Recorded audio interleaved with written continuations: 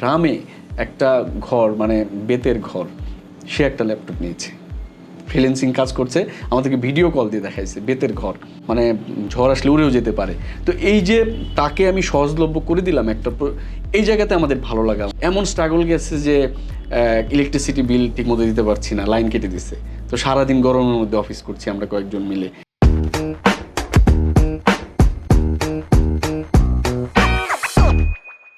আমরা এবার একটু গল্পে আসবো যে এখানে তো এক্সচেঞ্জ করা হয়, সুতরাং কোনো একজন এরকম করেছেন কিনা যে ধরেন আমার একটা ল্যাপটপ আমার কোনো ম্যানেজার নিয়ে এক্সচেঞ্জ করে টাকা নিয়ে গেল, বা এরকম কোনো ঘটনা ঘটেছে কিনা, বা ঘটলে তাদের কমপ্লেন্স ইস্যু কেমন, যে আমি যখন ওই ল্যাপটপ আর নিব যে সেইটা আবার আমি এজ এ চোর সাব্যস্ত হব কিনা। সুতরাং এই ক্ষেত্রে এই এক্সচেঞ্জ করি উদ্যোগটা আসলে কিভাবে এগুলো যাচাই করে বা বাছাই করে, বা এরকম কোনো গল্প আছে কিনা? হ্যাঁ, এরকম গল্প আছে, এরকম যে আমরা তো আগে ডিরেক্ট কিনতাম, এখন যেরকম এক্সচেঞ্জ ছাড়া আমরা ডিরেক্ট কিনছি না। তো এরকম একটা ঘটনা ঘটেছিল যে চট্টগ্রাম বিশ্ববিদ্যালয়ে এক স্টুডেন্টের, একটা মেধাবী স্টুডেন্ট, হয়তো বা তার অনেক কষ্ট করেই ল্যাপটপটা কিনেছিল। তো ওখানে একজন তাদের বন্ধু সেজে একটা ছেলে আশ্রয় নেয় ওদের হলে বা মেসে, যে তার খুব ক্লোজ বন্ধু হয়ে যায়, এবং সে সিরাজগঞ্জ বা পাবনা এরকম জায়গা থেকে আসছে বলে ওখানে আশ্রয় নেয়। আশ্রয় নেওয়ার এক পর্যায়ে ওই ল্যাপটপের বিল এবং ওয়ালটনের ল্যাপটপ ছিল, এবং সব কিছু নিয়ে ব্যাগটেক নিয়ে চলে এসে আমাদেরকে ফোন দেয়। প্রথমে ফোন দিয়ে বলে যে এরকম একটা ল্যাপটপ বিক্রি করতে যাচ্ছি। তখন আমরা বলি যে ল্যাপটপ বিক্রির জন্য আমাদেরকে ছবি, তারপর হচ্ছে আপনার ছবি, তারপর এনআইডি, তারপর হচ্ছে ওই ল্যাপটপের যে পারচেস ইনভয়েস সবই দিতে হবে। তো সবই আছে আমার কাছে, নিয়ে এসে ল্যাপটপটা বিক্রি করে চলে যায়। আমরা কমপ্লেন্স মেনটেন করে সব কিছু রেখে তারপর আমরা এটা নিয়েছি, যেহেতু পারচেস ইনভয়েস সহ নিয়ে আসছে, এখানে আর টেনশনের কোনো কারণ নেই। এরপর যেটা হয়েছে যে ঠিক 2-3 দিন পরেই একজন পুলিশের ফোন এই জন্য যে ওই ছেলেটা যে আমাদেরকে ফোন করেছে যে চুরি করে নিয়ে আসছে, সেই ট্র্যাকিং ধরে যে আপনাদেরকে কয়েকবার ফোন দিয়েছে, এই ছেলেটা কি চিনেন? তখন আমি নাম্বার ভেরিফাই করে দেখি যে ওই ছেলেটাই যে ল্যাপটপটা ডিল করে গেছে আমাদের সাথে। তো তখন আমরা আরও পুলিশকে তার এনআইডি, তার ছবি এবং সব কিছু প্রোভাইড করেছি, এবং ওই চোরকে তারা ধরেছে। এবং তারপর পুলিশ আমাদেরকে যেটা বলেছে যে ভাই আপনি তো কমপ্লেন্স মেনটেন করেই কিনেছেন, তাহলে এই ছেলেটাও তো দরিদ্র মেধাবী, ওকে আমরা তাহলে এটা কি করতে পারি। তখন কিন্তু আমরা ওই ল্যাপটপটা আবার আমাদের লস হয়েছে কিন্তু ফ্রি দিয়ে দিয়েছি আবার। তো এটা একটা ঘটনা ছিল যেটা আমরা খুব ভালোভাবেই সমাধান করেছি, এবং আমাদের জন্য এই চোরের বাড়ি ঘর এনআইডি সব কিছুই পাওয়া গিয়েছে একটা সময়। যে তার মানে আমরা যারা এই এক্সচেঞ্জ করে সার্ভিসটা নিব তাদের এই বিষয়ে আসলে কোনো ধরনের সংশয় থাকার দরকার নেই, যে কেউ যদি চোরাই অথবা এরকম কোনো হ্যাসেল প্রোডাক্ট চলেও আসে, তারা এতটাই কমপ্লায়েন্স মেনটেন করে যে তাকেও ধরতে সহযোগিতা করবে, আপনিও কোনো ধরনের হ্যাসেলের মধ্যে পুলিশি বা আইনি বাধার মধ্যে পড়বেন না। সুতরাং ইজিলি কিন্তু আমরা এক্সচেঞ্জ করি থেকে এই সার্ভিসটা নিতেই পারি। আমরা গল্প করছিলাম মগজদোলাইয়ের এই যে বিশেষ পডকাস্ট দ্য বুকস কর্নার আয়োজিত এই পডকাস্টে আমরা কিন্তু এরকম উদ্যোক্তাদের নিয়ে আসি যারা আসলে সমাজে অনেক বেশি প্রভাব ফেলে। দেখেন, এই যে এক্সচেঞ্জ করে উদ্যোগটার মধ্য দিয়ে আমরা তো কেবল দেখতেছি হয়তো খালি চোখে জাস্ট হচ্ছে প্রোডাক্ট আপনি এক্সচেঞ্জ করলেন, কম দামে নিলেন, কিন্তু এর মধ্য দিয়েও যে অনেক স্টুডেন্টের কিভাবে স্বপ্ন পূরণ হয় এবং কতটা ইমোশনাল গল্প এই এক্সচেঞ্জ করের মধ্যে জড়িয়ে আছে সেটি একটু শুনি। যে কিভাবে একজন স্টুডেন্ট অল্প টাকায় ল্যাপটপ নিয়ে সে এখন অনেক বেশি সফল। চলুন রাসেল ভাইয়ের কাছে এই গল্পটা শুনি।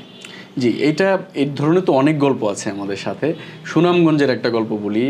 ওখানকার একজন আইসিটি শিক্ষক বা কম্পিউটার ট্রেনিং করায় অপু ভাই, তো উনি কিন্তু আমাদেরকে এরকম কিছু গল্প বলেছেন যে ওই এলাকার অনেক মেধাবী স্টুডেন্ট বা একটু কি বলবো যে সুবিধাবঞ্চিত মানুষকে সে কম্পিউটার শেখায়।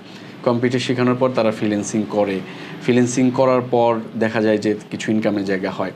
তো এই শেখাটাই তাদের বন্ধ হয়ে যাচ্ছিল, কারণ এত দামি ল্যাপটপ তাদের কেনার মতো অবস্থা ছিল না, এবং কয়েক জায়গা থেকে তারা কিনেছে, ঠকেছে, ভালো ডিভাইস পায়নি। আমাদের সাথে যখন যোগাযোগ হয় আমরা তাদের জন্য একটা স্পেশাল রেট দিই, এবং কম খরচে, মানে ধরা যায় 12 থেকে 15,000 টাকার মধ্যে অনেকগুলো ডিভাইস আমরা দিয়েছি, এবং তারা শিখে ফ্রিল্যান্সিং করছে, টাকা কামাচ্ছে, তারা বলতে পারি যে সফল। কিন্তু এই সফলতা কিন্তু আসতো না যদি তার এই শেখার ডিভাইসটা না থাকতো, কারণ মোবাইল দিয়ে কিন্তু শেখা যায় না, শেখার জন্য ল্যাপটপ। আপনি যাই কিছু শিখেন, প্রযুক্তির হোক, যেটা অন্য ব্যবসার জন্য হোক, চাকরির জন্য হোক, সেটা ল্যাপটপ দিয়ে শিখতে হবে। এই ল্যাপটপটা যখন আমরা কম খরচে তাদেরকে দিতে পেরেছি, তারা একটা গ্রুপ অফ পিপল, তারা কিন্তু অনেক ভালো করেছে। এবং তার মানে তো ওই গল্পটা একজন না, অনেকেই উপকৃত হ্যাঁ, অনেকেই এবং আজও উপকৃত হচ্ছে। হয়েছে। তারপর আমরা এরকম দেখেছি যে একদম গ্রামে একটা ঘর, মানে বেতের ঘর, সে একটা ল্যাপটপ নিয়েছে, ফ্রিল্যান্সিং কাজ করছে, আমাদেরকে ভিডিও কল দিয়ে দেখাইছে বেতের ঘর। হ্যাঁ, মানে ঝড় আসলে উড়েও যেতে পারে। তো এই যে তাকে আমি সহজলভ্য করে দিলাম একটা, এই জায়গাতে আমাদের ভালো লাগা সে অনেক কাজ হয়তো করে। 50-60 হাজার বা এর বেশি হলে সে কখনোই সাহসই কিনতে করতো পারতো না। না, কখনোই কিনতে পারতো না, তার এই সাধ্যই নাই। তো মানে সেটা আমরা তারপর ওই করে আপনার দিয়েছি। ল্যাপটপটা পেয়ে সে কাজ করলো এবং হ্যাঁ। সেটি সে আনন্দে আবার আপনাদের সাথে শেয়ার হ্যাঁ, শেয়ার করছে, ভিডিও কল দিয়ে আমাদেরকে দেখিয়েছে বেতের ঘর চারিদিকে, মানে বেড়ার ঘর। এরকম এরকম অনেকগুলো সাকসেস স্টোরি আমাদের সাথে জড়িত, যারা হচ্ছে স্বল্প খরচে একটা ল্যাপটপ নিয়ে তারা শিখছে, তারা ইনকাম করছে। আমরা শুনছিলাম যে কোন কোন জায়গায় আসলে তাদের আসলে ইম্প্যাক্ট রয়েছে, এবং দেখলেন তো যে একটা বেতের ঘরে থেকে অজপাড়াগায় থেকে সে কিন্তু অল্প দামে ল্যাপটপটা পেয়ে সে এখন ফ্রিল্যান্সিং করছে। কিন্তু যেই মানুষটা এই গল্পের পেছনের কারিগর অর্থাৎ রাসেল আহমেদ ভাই, অনেক গল্প তো আমরা শুনলাম, কিন্তু এই মানুষটা কিন্তু পড়েছেন ফিলোসফিতে, এবং সেই ফিলোসফিতে মানে হচ্ছে নন টেক একটা সাবজেক্ট, সেখানে তিনি চাকরিও করেছেন টেক বেসড জায়গায়। আবার এর চেয়েও বড় কথা হচ্ছে এখন তিনি কাজই করেন হচ্ছে ডিভাইস নিয়ে, টেকনিক্যাল সব ইনপুট আউটপুট নিয়ে। তাহলে তিনি কিভাবে আসলে ক্যারিয়ার শুরুটা করেছিলেন, আর এই যে যে এক্সচেঞ্জ করির যে যাত্রাটা, এটি আসলে করতে গিয়ে তার আসলে কতটা চ্যালেঞ্জের মুখে পড়তে হয়েছিল, সেটি আসলে নিশ্চয়ই আমাদের সবার সাহস যোগাবে। তাহলে চলুন এই চ্যালেঞ্জের গল্পটা শুনি। জি, এটা তো অনেক চ্যালেঞ্জ, কারণ একটা ব্যবসা দাঁড় করানো বাংলাদেশের প্রেক্ষাপটে অনেক চ্যালেঞ্জ। আমি মূলত রাজশাহী বিশ্ববিদ্যালয়ে ফিলোসফিতে পড়েছি, এটা গর্বের সাথেই বলি। যে সাবজেক্টই হোক বা যে ধরনের, অনেক পুরানো সাবজেক্ট, আপনি জানেন প্রযুক্তির কিছুই নেই ওখানে। তো পড়া অবস্থায় যেটা করেছিলাম আমি, যে এই টেকনিক্যাল কাজগুলো অনেক আগে থেকেই করতাম, কম্পিউটার শেখাতাম, তারপর এই কম্পিউটারের উপর ডিপ্লোমাও করেছি নেটওয়ার্কিংয়ের উপর, ওই সময় এনআইটি ছিল। তো তারপরে যেটা হয়েছে যে আমার শুরু থেকেই মাইন্ডসেটটা এরকম ছিল যে এই প্রযুক্তির সাথে রিলেটেড আমি কিছু একটা করব। তো এই জন্য চাকরির ধরনগুলো এরকম ছিল, এবং তারপরে আস্তে আস্তে আমাকে কিন্তু ব্যবসায় আমি যতটা না আসতে চাইছি, তার চেয়ে আমার কাস্টমাররা বেশি নিয়ে আসছে ব্যবসাতে। সেটা কিভাবে? আমি যখন চাকরি শুরু করলাম, চাকরি শুরু করার কিছুদিন পরেই কাস্টমাররা আমাকে বলা শুরু করলো যে ভাই, আপনার তো কমিউনিকেশন ভালো, সাপোর্টের স্টাইলটা ভালো, আপনি তো অন্যান্য প্রোডাক্টও দিতে পারেন, শুধু ল্যাপটপ কেন দিবেন? তখন আমি বললাম যে আমি তো ল্যাপটপ ব্র্যান্ড নিয়ে কাজ করি, এর বাইরে আমি কিছু দিতে পারবো না।